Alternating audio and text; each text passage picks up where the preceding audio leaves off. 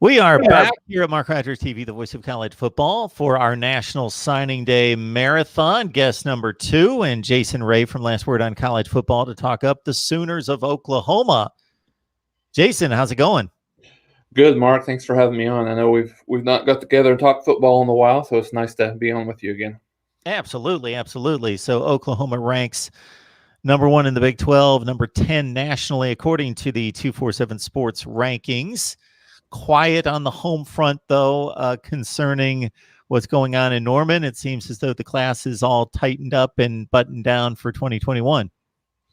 Yeah, it is, and I think that's kind of the new trend with the early signing period, right? The early signing period is the big one, and then you have the traditional national signing day that we have today. That's maybe a little bit quieter. Maybe for some programs it's a little bit more, but Oklahoma's pretty settled. They had the 16 commitments that they had within the early signing period. That they're not adding any additional ones. There could be a surprise, but from everything that I've seen, it doesn't look like there's going to be a surprise. So Oklahoma's probably standing pat with it, with their 16 commitments so far, in this class. And I think one of the things that's interesting that we talked about offline, there's been a bit of saga with the Kamar Wheaton recruitment. He was a pretty heavy lean to Oklahoma, kind of early on in the period, especially in the November and then early December timeframe, and then late.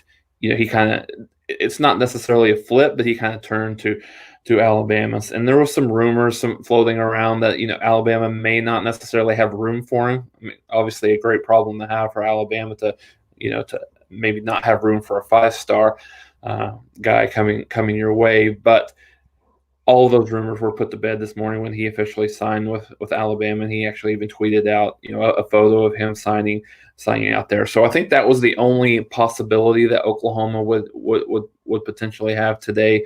And I think it's really interesting, the strategy that Oklahoma has employed for this, because signing 16, that is a very small class. So I think at the end of the day, Riley and the program really had.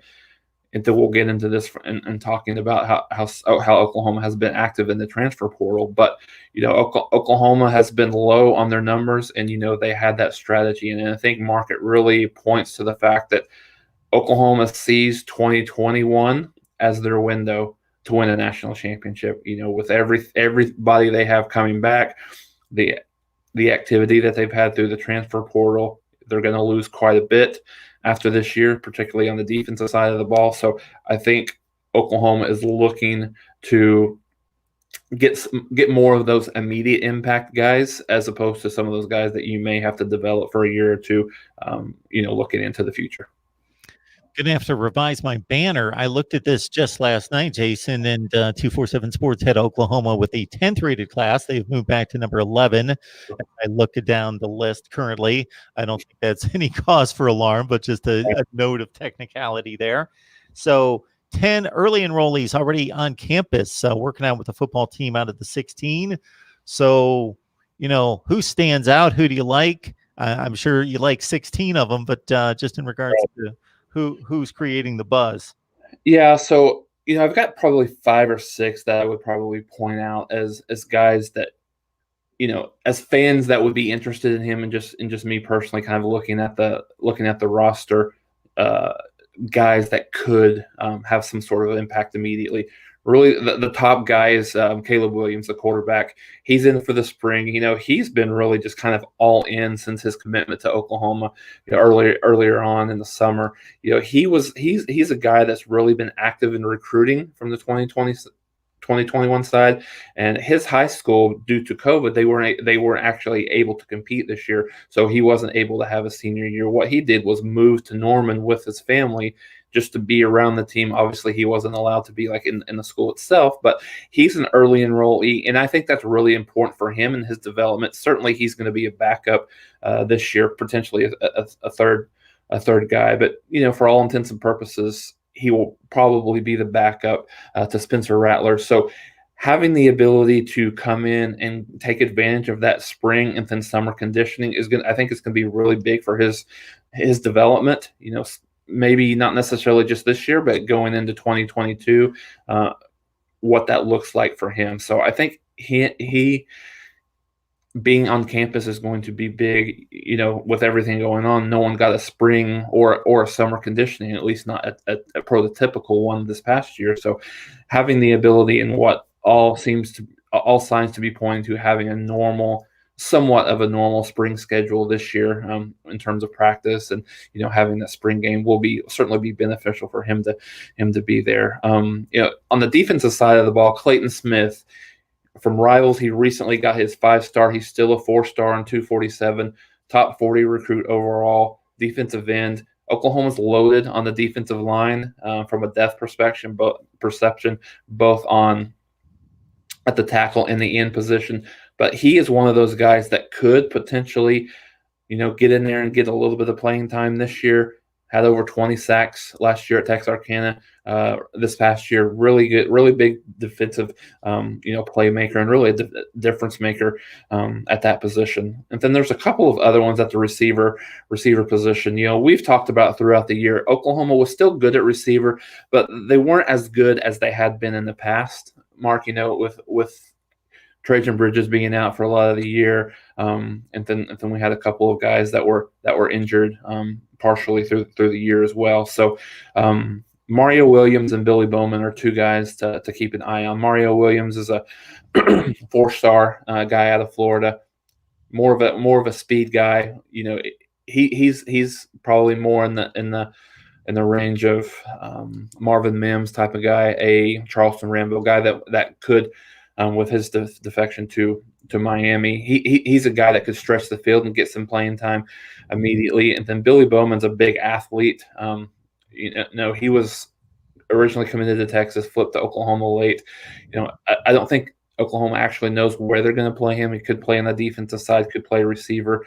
I think what you will see next year is from a punt returner perspective, he'll probably slide into that role, maybe a kickoff returner. And then, the last guy that I would mention is Latrell Mccutchen. He was an Alabama commitment for quite a while, flipped to Oklahoma late in the period as well.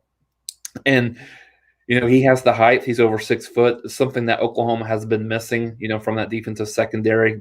He has the ability to come in and compete for maybe not necessarily a starting job, but to be in that rotation early on. So those are the 5 guys that I could see that could potentially make an immediate impact next year in some form or fashion.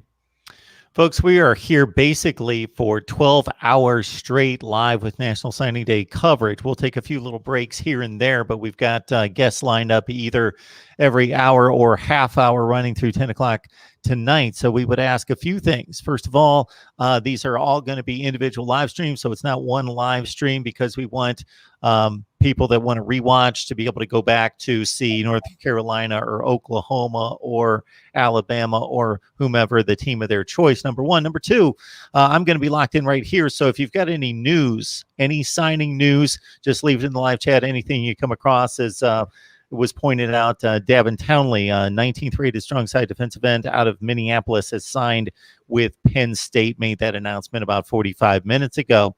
Got Jason Ray on the line from Last Word on College Football, breaking down the Oklahoma Sooners 11th rated class with 16 signees, 10 already on campus, and that's according to 247 Sports. Jason, you touched upon this as this being one of those cyclical years where Oklahoma's always going to be gunning for the Big 12. They've owned the Big 12. They're going to be gunning for the playoff, all of that every year. But there is a lot pointing toward 2021. You even said that prior to 2020. Right. And, I can point out the obvious reasons, as Spencer Radler's a smarter, wiser, more experienced quarterback. And just to watch the Oklahoma defense this past season, I don't know when they've had a defense that good fundamentally, not blowing coverages, tackling, swarming to the football, not blowing assignments. Maybe grind this down a little bit more for us, because as Remington Walls on the live chat says, he must be an Oklahoma fan. I believe we'll be in the national title game this year. What are your thoughts? And you alluded to that. I hit on the high points, but as you grind it down a little bit further, what makes you really excited about 2021? Yeah, I think a lot of the things that you mentioned, Mark, just the maturity of Rattler, especially the last part of the year will be big. And I think more so than anything, you touched on the defense and the amount of returners that they're going to have specifically on the defensive line and linebacker position. They lost. Ronnie Perkins has went to the draft. Other than that, they've not really lost a lot on the defensive side of the ball. So they've got about legitimately 7 or 8 guys up front that are probably going to get drafted at some point. And this is talent like Oklahoma hasn't seen on the defensive side of the ball. So I think first and foremost, the excitement coming with the returning players coming back on the defensive side of the ball, knowing the type of improvement that they've made over the year. This past year and over the last couple of years, is going to be big. A couple of, Oklahoma guys that from a media perspective that I respect and listen to, have been following the program for, 30, 40 years. And they're pretty confident in saying this is the best. This has a chance to be the best Oklahoma defense in 2021, specifically on the defensive line, but just overall, since Oklahoma's had maybe from a talent perspective, maybe since the 80s. And really that's saying a lot given the defensive, players that they had and how well they played early in the 2000s. But, they didn't have a lot of, great NFL talent there across the board. They just played really good at, pretty well cohesively as a team. And, they had a lot of things go right. So I think, having those those players back helped. But in terms from a recruiting perspective, we talked about 16 signees is small. So Oklahoma went into the transfer portal and got 5 guys that are really going to be guys that are going to be impactful. I think from an immediate standpoint, you never know how that's going to work. And they really addressed concerns that they had from the offseason. So first, from a quarterback perspective, you saw Tanner Mordecai and Chandler Morris left from a transfer portal perspective.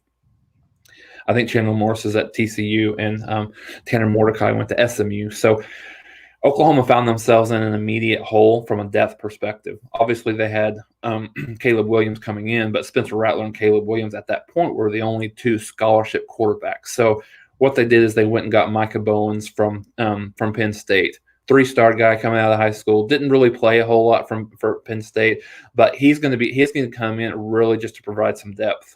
Oklahoma's actually brought in a couple preferred walk-on guys just to help, so I think they'll have 4 or 5 guys in that quarterback room, really just to kind of help from a depth perspective going in, because you don't want to be in a position because you always know you're one play, one injury away from playing someone that really doesn't have a whole lot of experience, right?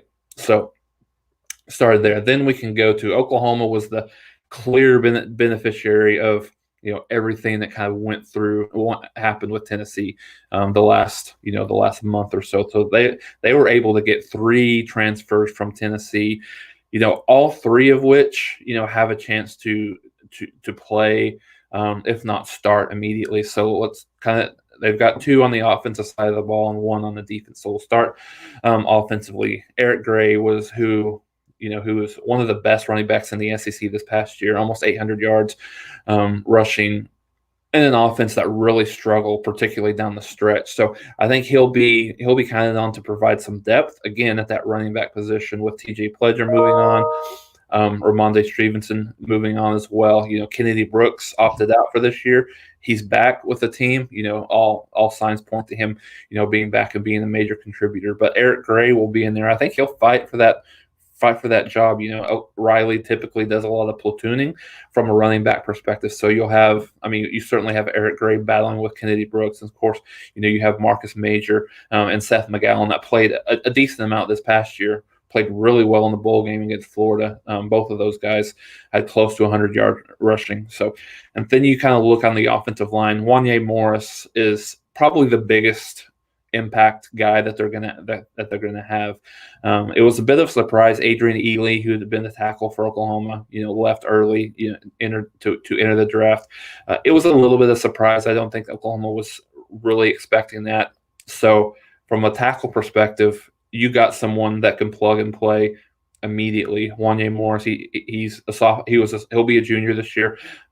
He played in I think 80% of the games, started every game as a true freshman, started 8 games last year from Tennessee at the tackle position. So you'll look for him to man one of those tackle positions. Not sure how Oklahoma will move that around, but he will be there. I would be very surprised if he's not a starter from day one. And then on the defensive side of the ball, Key Lawrence, who is Oklahoma was in on him on the recruiting trail a little bit, but he eventually went to Tennessee. Big guy, 6'1", 6'2", 220. Who's a guy that Grinch has really talked about. That prototypical guy is who he wants in the secondary. Oklahoma has, over the last few years, have had a lot of shorter guys, 5'10", 5'11", but they've recruited guys that are 6'2", 6'3", and above. So I think he's a guy that can get in the mix. It's a little bit crowded from a safety position perspective overall through the depth of the back end of the defense, but he has a chance to challenge for a spot as well. And then Robert Congle, he's a guy that was from Arizona, came to Oklahoma really just to help with depth perspective as well. And I think he's one of the guys that will probably battle for a starting spot, specifically on at the center position. Oklahoma loses Creed Humphrey a little bit from last year. Last year being a senior, and Oklahoma had a transfer from UCLA, Chris Murray, on the offensive line that played a little bit towards the end of the year, but he'll be looked at to move toward the center position. So Congle and Chris Murray will probably look to battle for that starting spot. And the one thing that I mentioned that I kind of forgot to mention in terms of the safety position, the room is a little less crowded. Last night, Brendan Radley-Hiles announced that he was going to go into the portal. It was something that had been rumored for quite some time. He had thought about moving on towards briefly after the end of the year. All signs were starting to point to him maybe returning, but he did decide to go to the portal last night. I think he's got a bad rap at Oklahoma, and some of it's valid, but I think he's one of those guys that Riley has loved. And you could see when he posted that last night, he really talked about his teammates were very glowing of him. So I think he's a great teammate. Now, production on the field, he got replaced a little bit towards the end of the year, didn't play as much. So I don't think it'll be as impactful, moving forward. But I do think that opens up a potential opportunity for somebody like Key Lawrence or another or another guy that they had, Justin Harrington, that played that got injured early in the year, and he was counted on to provide some depth there as well. Yeah, I appreciate the questions coming in. We've got a bit of a two-parter that Jason has basically hit on between Mr. HD and also our guy 288028. Good morning, Mark. Please ask Jason about, again, Radley-Hiles moving on into the portal and who could replace him. Key Lawrence coming in from Tennessee. Wanye Morris. People don't track offensive linemen much, and you talked about his productivity and getting a lot of playing time right out of the gate at Tennessee. But just to look at the sheer talent evaluation, there's only about 45 stars in each class. 40 guys in the entire nation. He hit that standard as a 5-star coming out of high school to Tennessee. And Eric Gray, if you track his productivity going back to his freshman season in 2019, they found him about halfway through the season, and he just emerged as the guy, the bell cow, and his numbers were off the charts late in 2019. He had 200-yard games multiple times down the stretch and was the Gator Bowl MVP against Indiana. And then, as Jason outlined for us, picked it right back up in truncated 2020 season, 6th in the SEC in rushing for a 3-7 Tennessee team that struggled as much as anybody in the conference throwing the ball downfield. So it's not like he had that type of support to take the pressure off. He definitely was keyed on and was still be able to put up those kind of numbers. So Eric Gray, a tremendous addition to this Oklahoma team. And again, all point toward a run to the Big 12 and beyond here in 2021. Spencer Radler, we've talked about him a number of times. Of course, he's the quarterback. He's the guy that gets most of the attention. I'm just curious to know your thoughts about his development. The one thing that I mentioned, and this is, again, coming from a guy that watches Oklahoma play 5 to 7 times a year, I'm watching all sorts of teams, so I'm not necessarily focused on Spencer Radler's play, but I thought he threw the ball extremely well and played well in those early games. I just thought it was the 2 to 4 critical decision, missed throws, misfires that he cleaned up considerably. And of course, playing with a lead doesn't hurt, and with the emergence of the running game. But man, the sky's the limit for Spencer Radler, of course, here in 2021. Yeah, absolutely, Mark. I think one of the things that is very noticeable about his game, even early on in the year, is he has such a live arm. The ball just flies out of his hand. I think he's probably naturally more talented than any quarterback that Oklahoma has had. Obviously, counting, Baker Mayfield, Kyler Murray. I mean, that's a lot. That's lofty thoughts to say from 2 number 1 overall draft picks. But I think from a prototypical perspective, yes. Yeah, I mean, I think he's probably more talented than those physically. And I think, typical freshman mistakes, Mark, that you would expect for someone playing in their first year early on. Made some critical turnovers at critical times. To your point, 2 to 4 bad throws. There was a couple of bad throws in that Kansas State game that he learned from, and then certainly there was maybe a little bit of a risky throw that he had against Iowa State in the first game that they had lost there. But a solid offensive line and a running game does wonders for a quarterback, and we all know that. And you saw the maturation as the team overall improved. You saw how much he had improved. I think, I don't have the stats in front of me. I think around 26 touchdowns, 8 interceptions. Completed almost 67-68% of his passes. So, I mean, I think from a redshirt freshman perspective, I think that's the thing that you're excited about now in terms of taking that extra step and that maturation. I think one of the things that he did struggle with, that he needs to shore up, is really his pocket presence from time to time. A lot of times he would drift into pressure as opposed to drifting away from pressure. And I think that just comes with time, in the position, time with being on the field and playing a lot. And I think, the other thing that you would see is obviously what we talked about is, protecting the ball, which he did a very good job of late in the season. And, obviously that's why one of the reasons why Oklahoma got rolling and was a little bit more prolific on the offensive side of the ball. But, he's going to be a guy, comes with the territory at Oklahoma. It came a little bit this past year. He's probably going to be, if not the number 1 guy, maybe the top 2 or 3 Heisman guys coming into this year, with everybody that has gone of last year. So he'll have a lot of expectations on his shoulders. And the one thing I like about him is he said multiple times he enjoys those expectations. That's why he came to Oklahoma. He wanted to be part of those expectations. And, with him coming back, if he has a good season, there's a lot of talk that, maybe he goes to the NFL. So I think that really, for many reasons, that's why Oklahoma is really all in on this 2020 season. I talked a little bit earlier about the defensive guys that they have returning that will probably be gone after this year. 6 or 7 guys off the defensive line. To your point about Eric Gray, they've got a lot of talent. They've got all of the pieces. They get a little bit of a break. These teams reload. Ohio State is bringing in a new quarterback. Alabama is going to be bringing in a new quarterback.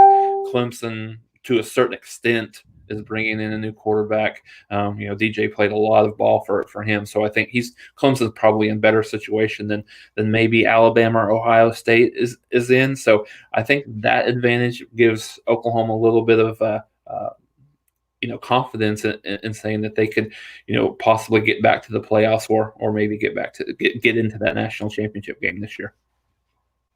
Here's the deal, folks. It's National Signing Day, but we understand, of course, over the last 4 years, National Signing Day has basically been moved to December. But we've got about 90% of the players off the board. They're signed, but there's still some key guys in the top 100. We posted videos here in the last 2 weeks that highlighted top 150 players that still had yet to decide. A number of those are going to be decided. I'm going to be here basically for the next 10 or 12 hours talking college football with you. So if you learn of any signing day news, would appreciate it if you let that in the chat. Also consider that we want to keep these videos team centric.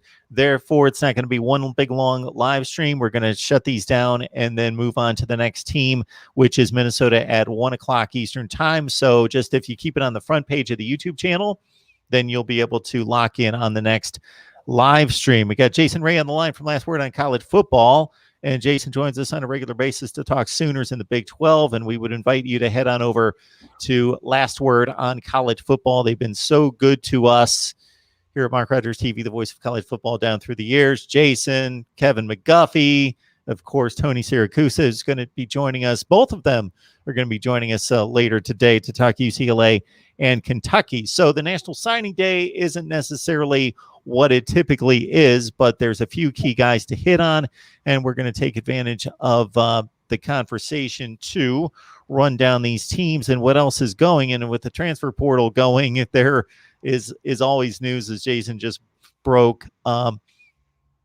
concerning Mr. Hiles from last night. Charleston Rambo caught 25 passes this past year, 43 the season before. Is there any concern about his loss in particular? I don't think there's a lot of concern. To your point, his production dropped off a bit this past year.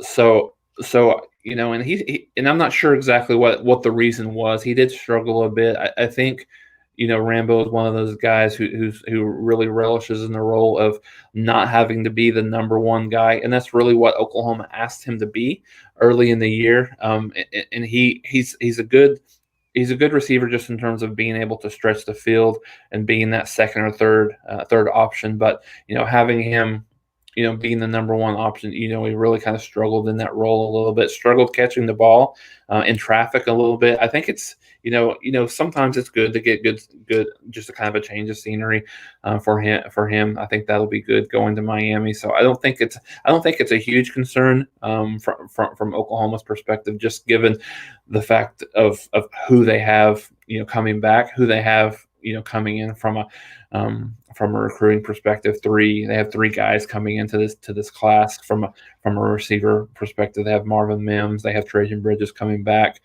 They have a lot of good, they have a lot of good players returning there. So I don't think there's as much concern at that position as maybe there was to begin this year. Jason, I don't know if the news made its way to Norman, but Texas has a new football coach. So if there's anything that Sooner fans keep track of, it's what's going on at Oklahoma State, but most notably what's happening there in Austin. So what are your personal thoughts, or what you're hearing from Sooner Nation concerning one Steve Sarkisian? Yeah, I think it's a good hire for Texas. Honestly, I think the staff that he has built at Texas is probably a little bit concerning from an Oklahoma fan. From a defensive coordinator perspective, that's a great get from Washington. I think the overall stuff, he's been able to plug some of his cohorts from Alabama over. I think it'll be interesting to see what's the feedback, what's the kind of the ambiance around the Texas program right now. They've been a little bit in disarray, very, very much underachieved over the last few years. Specifically under Herman. They got up a little bit more than where they were at with Charlie Strong, but really weren't able to get over the hump. Had a good year a couple years ago. Got to the Big 12 championship game within the last couple of years, just really underachieved there. So I think one of the things, it's very interesting. I think the Red River rivalry game will certainly be very interesting this year. You have Casey Thompson, who was, and I think we had talked about this, son of Charles Thompson, who was a quarterback at Oklahoma. His other son went to Oklahoma, then transferred to Utah. There was a little bit of, I don't know if bad blood's the right word, but really just not wanting him to be in the Oklahoma program. And then, so if you don't go to Oklahoma and you're a big time recruit, you're the son of, one of the better wishbone quarterbacks of the 80s for Oklahoma. Naturally, you go to Texas, right? So I think having that there, that there was a little bit of really just a kind of a bad situation for Mike Stoops. You really feel sorry for the guy. I know that he left not necessarily on bad terms at Oklahoma, but the firing after the Texas game a few years ago. And he was all set to join Sark and his staff, and I think they had from everything that I've kind of heard just inside the situation, he had a kind of a gentleman's agreement, kind of a handshake with Sarkisian to come join him and be the linebackers coach at Texas, and then that was kind of pulled out from underneath him. From everything I've heard, kind of from the Texas boosters, just weren't really super excited to have an Oklahoma, a longtime Oklahoma guy come over to Texas.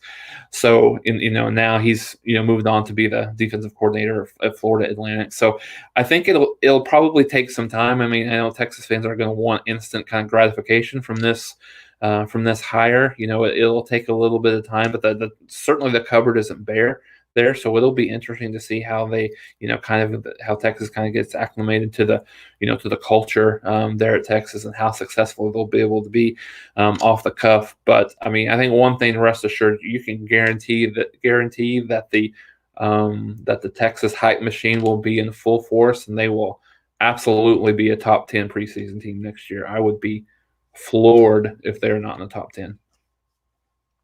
Probably won't be in my top 10, but yeah, they will probably be in the top 10. Yes, I am not going to push back on that one. You probably are right on the mark when it comes to that one, Jason. Again, the live chat, we appreciate you leaving us any news of signings today. About 90% completed in December, but there are some key prospects out there to be signed today. George Maddock, thank you so much for letting us know. Destin Hill signs with Florida State as expected. He's a top 20 receiver, according to 247 Sports, out of New Orleans. Again, that's a huge pickup for Florida State. They have been void of talent on the outside the last few years, since they've been in decline since Jimbo Fisher left campus. But playmakers at Florida State have been scarce. So big pickup there out of New Orleans, Destin Hill to Florida State. Got a question coming in from 28AD28. Jason, where do you see, if I can shift the screen, where do you see Mikey Henderson's role in the 21 offense? Talented kid, hopefully gets more touches. Honestly, Mark, there's been more discussion about this kid here since the end of the year on the offensive side of the ball than really anyone. It'll be interesting to see where they get him. Absolutely, they're going to have to find a way to get him on the field a little bit more and get him a few more touches. He was really a bit of a kind of a Swiss Army knife for Oklahoma this year. He played a little bit of running back, ran the ball a little bit. He played a little bit of an H-back position. They split him out wide as a wide receiver, and he really just would make really good things happen on the field when he got the ball. So, to answer the question, I don't really see him being in the rotation from a running back perspective. I don't know that he has really kind of the top end speed and the elusiveness to be there, but I do think that you'll see him get more playing time, get more options, whether it be splitting him out wide, having him with his hand on the ground from a tight end position, or maybe more of an H-back role. But I do think that you'll definitely see Riley and company get him more integrated in the offense and get him more touches and really just involved in the game plan a lot more than you did in 2020. 17 catches, 234 yards, a couple touchdowns through the air, only carried it twice. Big in the return game with 19 punt returns this past season, 25 going back to 2019 for Mikey Henderson. 28AD28, always contributing. Always appreciate conversation with you on Oklahoma football. Very knowledgeable college football fan. All right, Jason, as well, we wanted to touch on the schedule, just get your thoughts there. I'm going to state it here. The Big 12 schedule is more boring than any other. And I say that in a positive light because they play the truest championship. So when the schedule's released, we know who they're going to play in conference. They're going to play everybody. So I say that as a compliment of sorts to the Big 12 because the other conferences, we got to, who are they going to play? 14 teams in the SEC. You're only playing 8 conference games. You're missing 5. We know what the formula is, so we can determine, but I'm just making the statement that the Big 12 plays the truest championship, and that's the way it should be. Everybody in the conference plays everyone. So the out-of-conference games for Oklahoma coming up here, Tulane, Western Carolina, and we touched on this before we started to record, Jason. In terms of name brand, if you're an old guy like me, it doesn't look much better than Nebraska, Oklahoma, but we bring that up to 2021. It may not be the prettiest game or the best looking game, but at least with it's going to bring back memories for guys like me seeing those two jerseys on the same field, popping pads. Yeah, no, absolutely, Mark. I think it's certainly there's some debate whether you would still consider Nebraska a blue blood, but I think traditionally it was Oklahoma's best rivalry that they've had, most respectful rivalry. I think at the end of the day, certainly through the 70s and 80s, and then maybe some of the early 90s as well. And I think it was really one of those things that was disappointing for most Big 12 people, old Big 8 people, Oklahoma, Nebraska people, that they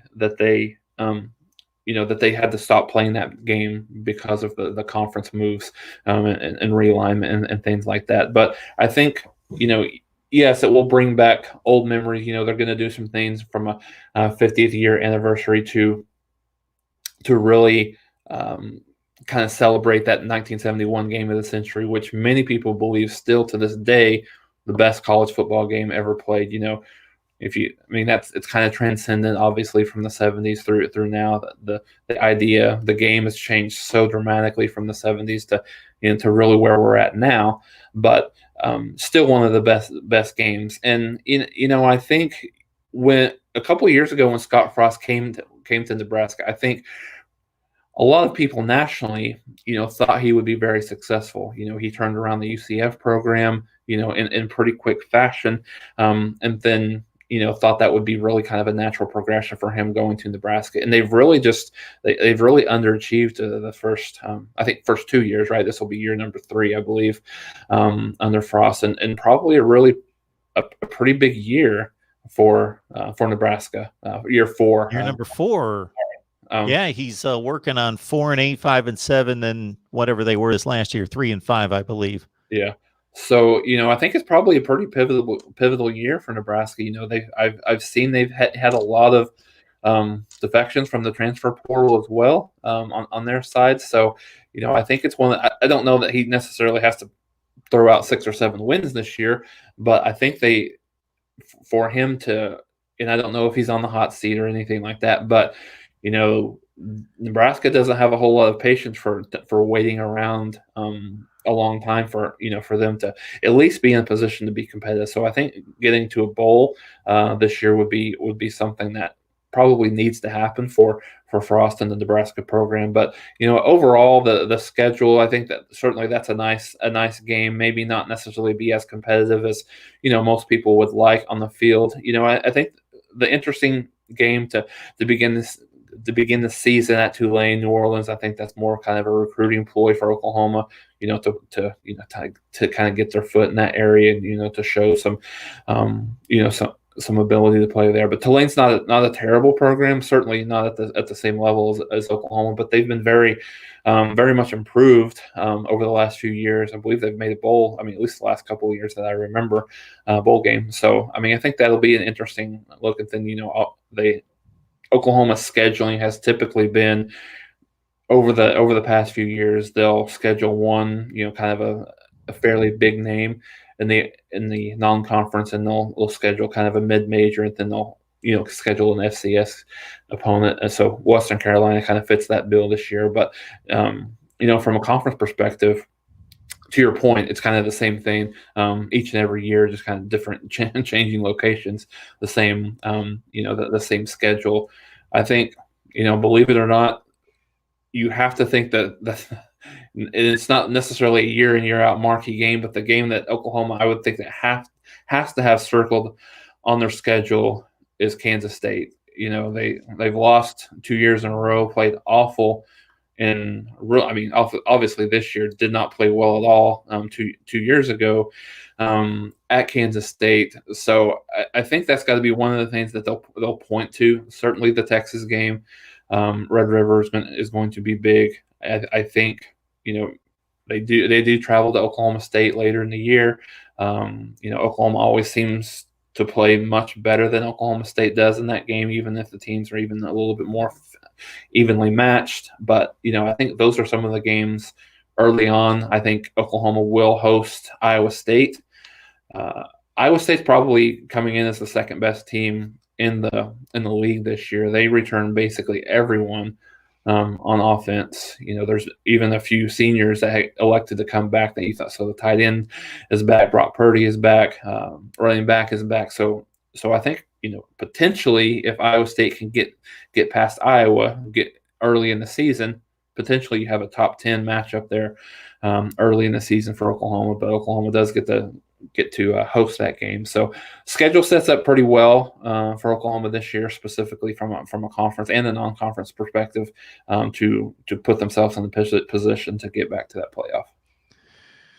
One of our diehard callers and viewers, Dominic, celebrating a birthday today. Happy birthday, Dominic. So I will let you know, Dominic, that if you would like me to sing you happy birthday, I will do that. We'll need confirmation from you whether you want to hear that. I'm not promising a pretty or good sounding or on tune happy birthday, but I will sing happy birthday for you, Dominic, if you would so like.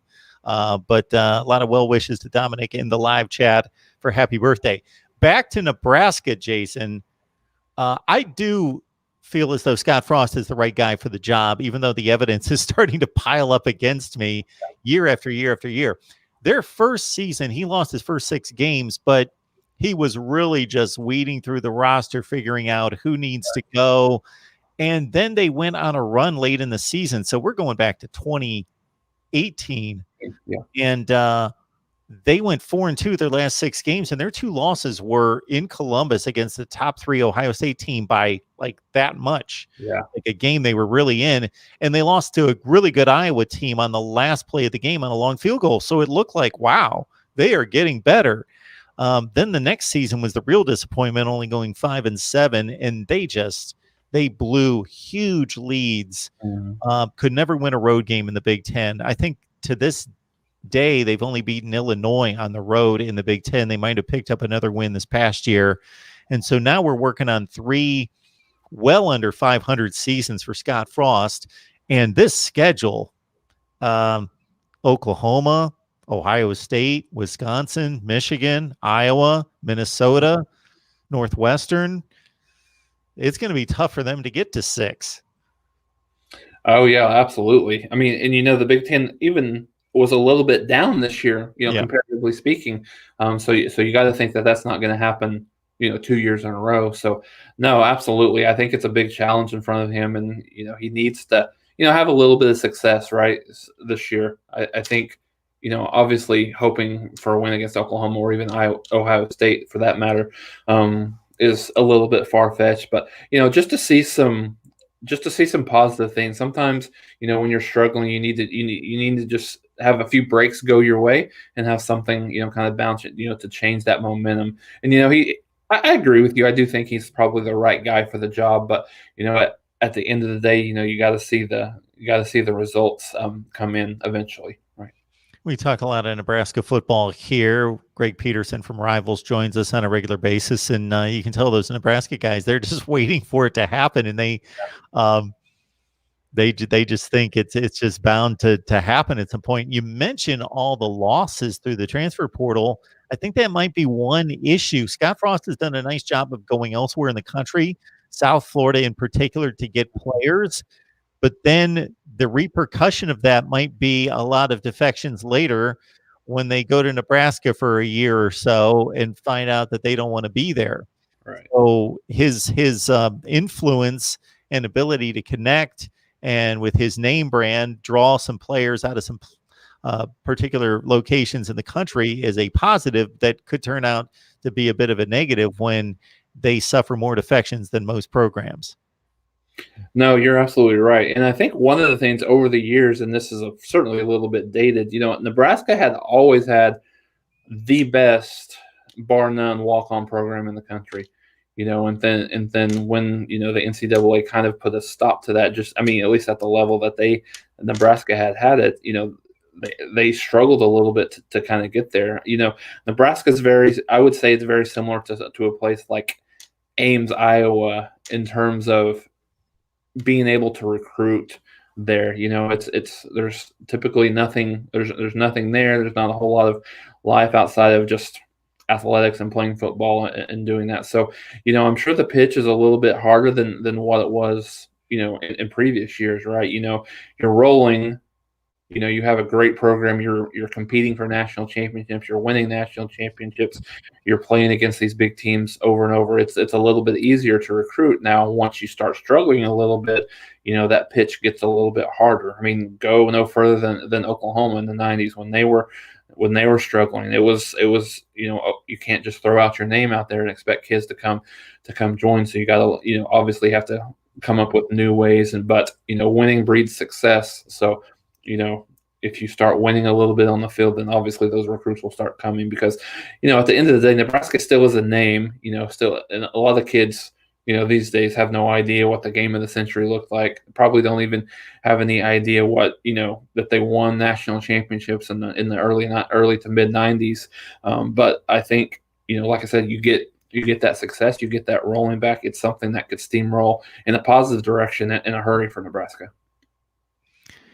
Yeah, it's been a long, long time since Nebraska won the conference championship. They certainly have not won in the Big Ten. I believe we've got to go back to the early 2000s. They went to the national championship game, of course, at the Rose Bowl in 2001 against Miami. Mm-hmm. And it's been a long, long time. And when you mentioned Texas struggling for a few years, well, those few years have turned into basically 11. They went downhill immediately after they played Alabama in the national championship game in 2009. I believe the next team went 5-7. And then Mac Brown finished out fairly strong with some 9-win seasons, but then Charlie Strong never finished over 500. And Tom Herman, as you mentioned, struggled despite the one nice season in which they showed that they might be back. Texas thought they were back, right, with the Sugar Bowl appearance and win over Georgia. Jason Ray, last word on college football. So I would encourage everybody out there to go on Twitter and follow Jason. So where is your Twitter handle? And we'll get that posted here as soon as I can type it up. Yeah, so my so overall, the last word on college football is the last word. I think it's just at lastwordoncollegefootball.com.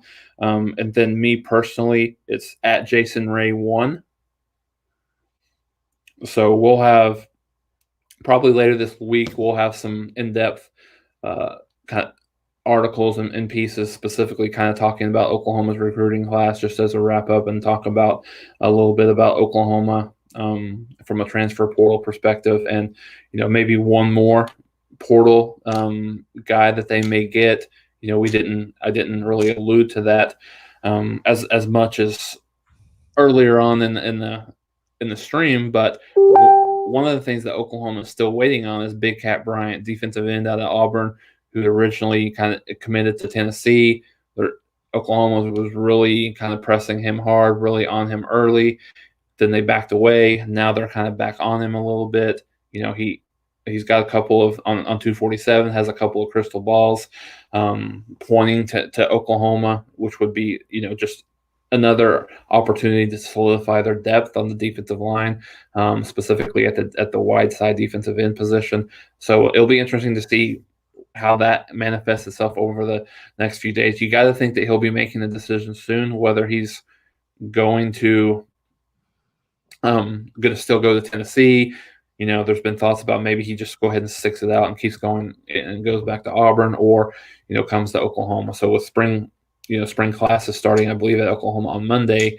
It's not too late, but I think the timeline is waning for him to make that decision. So that'll be something to kind of keep an eye on for Oklahoma from the from a player movement perspective here late in the the end of the recruiting season. The Rod Farva, appreciate the news coming in that Rayshawn Davis has signed with USC. Ohio State was taking a shot at him, but not unexpected here. He was pretty much locked in on USC, although the Buckeyes had made a late run, and he actually visited the Ohio State University in Columbus the last 2 weekends, and as is customary, said he had a good time and had a great experience. Don't know how valid that was, but actually to the point where he took his family back there from California for a second consecutive visit to Columbus, but Rayshawn Davis staying home there in Los Angeles to play for USC. And you're talking about the fourth rated outside linebacker in the country, the fourth rated player in California. You're talking about a top 50 player nationally, regardless of position. High 4-star Rayshawn Davis going to USC. Jason Ray, last word on college football. And again, if you've missed the discussion, Jason was phenomenal in running down Oklahoma football. The current 2021 class with 10 players on campus, 6 more to arrive, the transfer portal situation, and the Texas situation with Steve Sarkisian coming in. We ran down the schedule and Oklahoma's quest to win another Big 12 and possibly a national championship here in 2021. So we've got our marathon continuing at 1 o'clock Eastern time with Minnesota football discussion at 1:30, Notre Dame at 1 Minnesota at 1 p.m. Eastern time, Notre Dame at 1:30, and Ohio State at 2 o'clock coming up in the next few hours. Jason, as always, it was a pleasure. Great insight into Oklahoma football. We appreciate you stopping by. Likewise, Mark. Thanks for having me on. I enjoyed it. Again, Jason Ray from Last Word on College Football. We'll be here all day talking college football. Many of you joined us for our initial dive at 10 a.m. Eastern time. I apologize for that. We had Ross Martin on from North Carolina 247 Sports, and we had audio issues. So I pulled that video. Even though his audio was fine, we had a disconnect in which I couldn't hear the audio. And so I'm going to pull that down. I'm basically going to edit the video and just include his comments and then repost our North Carolina discussion with Ross Martin from 247 Sports.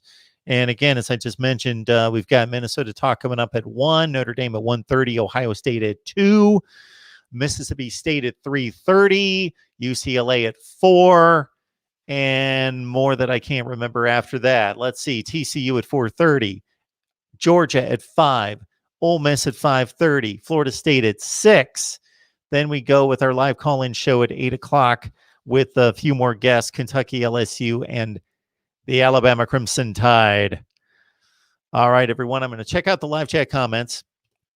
And then what you need to do is just keep it locked in on our front page, because we're not going to do one big long live stream, because I want people that are rewatching the videos to be able to go to Oklahoma if that's what they want to see, or North Carolina, Kentucky, Ole Miss, whomever they want to see. I want them to be able to check out the team specific videos. Therefore, we're doing separate live streams throughout the day, every half hour to hour. So the signings we've got in, courtesy you, thank you, would be Davin Townley, top 20 strong side defensive end out of Minneapolis, going to Penn State. Destin Hill out of New Orleans, top 20 wide receiver, going to Florida State. And courtesy the Rod Farva, Rayshawn Davis, top 5 inside linebacker, outside linebacker, top 5 player in California, top 50 player nationally, going to USC. Ronan, thank you so much for reminding everyone to hit the like button. I want to remind everyone as well that our channel, our content succeeds because of you. We appreciate your individual contributions that can come via the Super Chat or Venmo, PayPal, Cash App. Just look me up at MarkRogersTV, or PayPal, it's just Mark Rogers, but we'll get you the links. They're down in the description section of the videos. So your individual contributions. And again, if you've got contact with anyone who could sponsor us, whether you yourself own a business that could benefit from a relationship and partnership with us here at the Voice of College Football, or you have contact with somebody who owns a business. Let's say they own a business in Tallahassee, perfect fit for Florida State football. Somewhere in Georgia, perfect fit for our content. on the Georgia Bulldogs. So it doesn't have to be a sponsorship that covers all of our content here at the Voice of College Football. It could be specific to a team. We do a ton of Michigan content, Ohio State, Nebraska, on down the line. You guys know the deal. Also, if you are a fan of any particular team where we have a team-specific channel, would appreciate if you would jump on over there and that you would subscribe to Ohio State, Michigan, Nebraska, Notre Dame, USC, Oregon, Texas, Miami, Florida State, Clemson, and the SEC. Think I got them all. All right, everyone. We will be back at 1 o'clock Eastern time. 1 o'clock Eastern time to talk Minnesota football. And just keep it locked in right here. We'll be taking your calls tonight at 8 o'clock. 8 o'clock. Yes. So Allie asking about Kamar Wheaton. So we just had Jason Ray on the line from Last Word on College Football. According to him, Kamar Wheaton is still locked in on Alabama, even though there was conversation that Alabama would not have a scholarship available for Kamar Wheaton, and then that would put Oklahoma back in play. That as of our last word, Kamar Wheaton still going to sign with Alabama.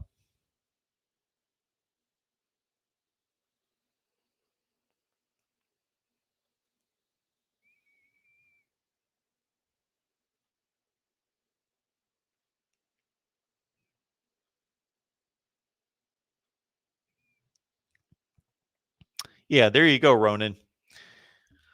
I'm sitting here in Connecticut. I just flew in just late last night. We are buried in snow.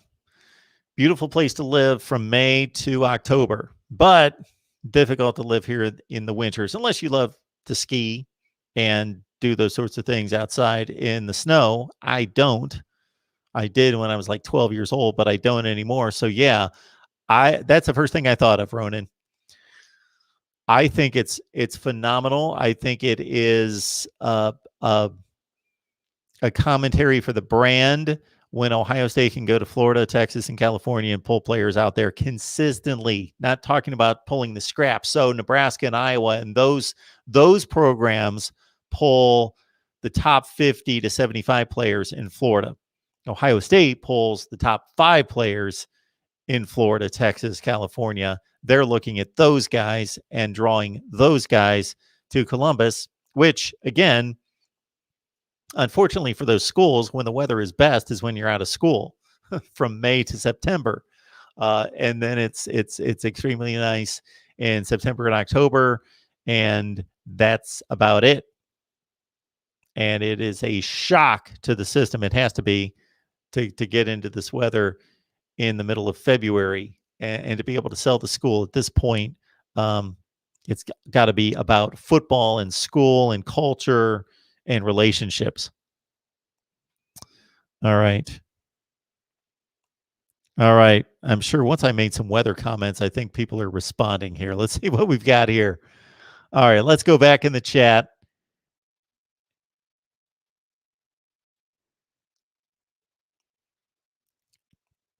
First of all, Ronan hits the high point right there. Please smash the like button. It's important to build the channel. Ali making a comment about Nebraska to the Big Ten. This is talked about. We've talked about it many times here, whether it was a mistake to go to the Big Ten. Financially, it was not.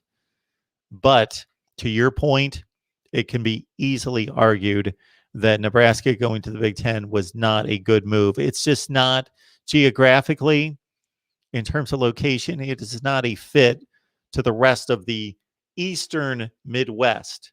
There are different Midwests, and there's one that's Ohio, Indiana, Pennsylvania, Michigan-esque, and then there is the Texas, Nebraska. Even though Texas is not the Midwest, I consider that the Southwest, but the upper Midwest there in the middle of the country, Kansas, Missouri, Nebraska, in that area. And I just think they left their roots in going to the Big Ten. Would they be competing better right now in the Big 12 than they are the Big 10? I believe so. It seemed to sever their ties with Texas talent in particular. All right, the Rod Farva coming in with Kentucky signed 4-star linebacker over Auburn, Trevin Wallace. So Trevin Wallace was a guy that we talked about and posted a video on a few weeks ago. So appreciate that news. The Rod Farva, Kentucky has signed 4-star linebacker Trevin Wallace. So tonight at 8:30 Eastern time during our call-in show, we'll have Kevin McGuffey on from Last Word on College Football to break down the Kentucky recruiting class. And there's one of the staples right there, Trevin Wallace going with Kentucky over Auburn, the 4-star linebacker. Thank you, the Rod Farva. Ronan saying, didn't Lon Phillips tell you 2 weeks ago that Rajon Davis was going to choose LSU? Well, Lon tends to lean a little heavily LSU in regards to his projections. So I'm sure that was the case.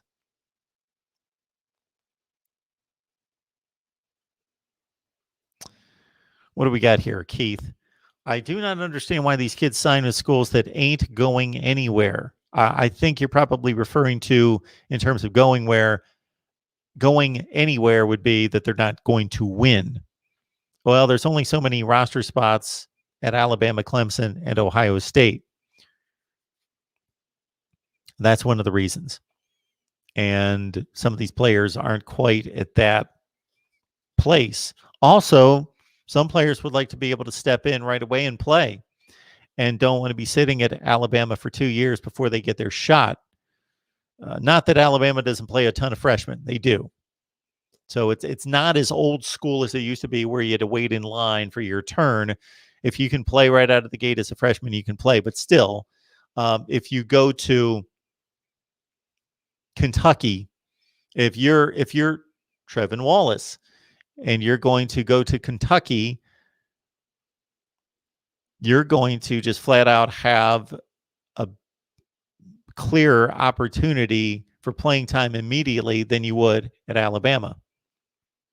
Also, there's a lot to be said about that these players, the ones that have their head screwed on correctly and listen to their family, understand that there's only a small percentage of them that are going to earn a paycheck in the NFL. Therefore, the school is important.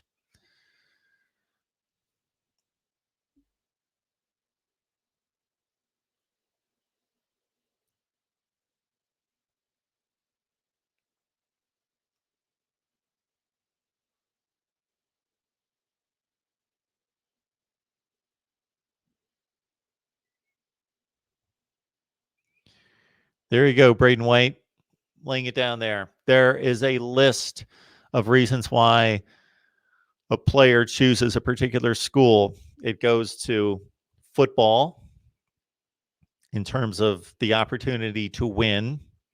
Number 2, football in terms of style of play. If a player thinks that that particular style of play fits his game, then he's going to be more apt to go to that school. Also, of course, location. Some kids don't mind traveling 2,000 miles to school and saying, hey, I just want to go to the best fit for me, and I don't care, even though I live in California, if I'm going to go to Miami or Clemson or Ohio State. But a lot of student athletes want to stay close to home, whether that's like really close to home, within 50 miles, or just within the region so that their parents, their family, their friends can come see them play, or they can make it back home on a more regular basis. Academics, again, getting an education at a place like Stanford, Northwestern, Vanderbilt, Duke, Michigan, highly respected schools. There are others, of course. And then also the academic fit in terms of what that particular player has an interest in as a study. And if that school is known for that type of education. Then you have the whole entire relationship building aspect of this, that if that player connects with that position coach, then that means a lot. You can show them the fancy facilities, you can show them your winning record, but if they don't connect with the unit coach, then it's going to be difficult for any player to commit for their next 3 to 4 years to go play for someone that they're not comfortable relating to.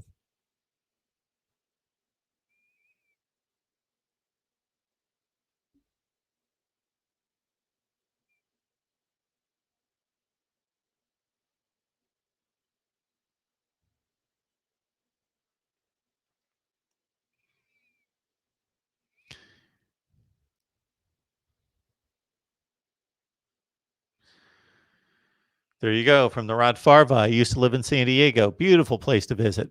And I would expect a beautiful place to live. I moved back to Dayton, Ohio. I miss San Diego so much, but California's cost of living is absurd. And unfortunately for California, California is starting to look like a mess.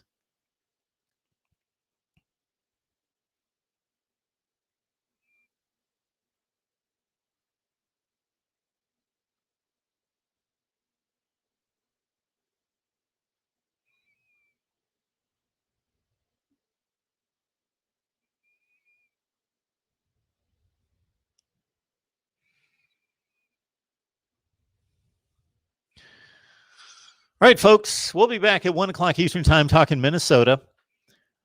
Notre Dame at 1:30, Ohio State at 2, Mississippi State at 3:30, UCLA at 4, TCU at 4:30, and on down the road for the rest of the day through about 10 o'clock tonight when we take your calls between 8 and 10 o'clock tonight. So please keep it locked in here on the main page. Instead of having a live stream roll for 12 consecutive hours, I wanted to divide this into team-specific live stream videos for the people that are watching later and only want to watch their particular team. So make it on back here at 1 o'clock Eastern time. We got Daniel House on the line from Gopher Guru to talk Minnesota football. And, of course, we'll keep it wide open for college football updates across the board. And again, appreciate all the information you guys are providing me, because while I'm on here for most of 12 consecutive hours, it's going to be difficult for me to follow the news of the day. So thank you so much for the updates. And again, Venmo, PayPal, Cash App, we appreciate your contributions individually. And if you've got a connection with a potential sponsor, please let me know. Hit me up at MarkRogersTV at Gmail. We'll be back at 1 o'clock Eastern time. Daniel House, Gopher Guru. See you then.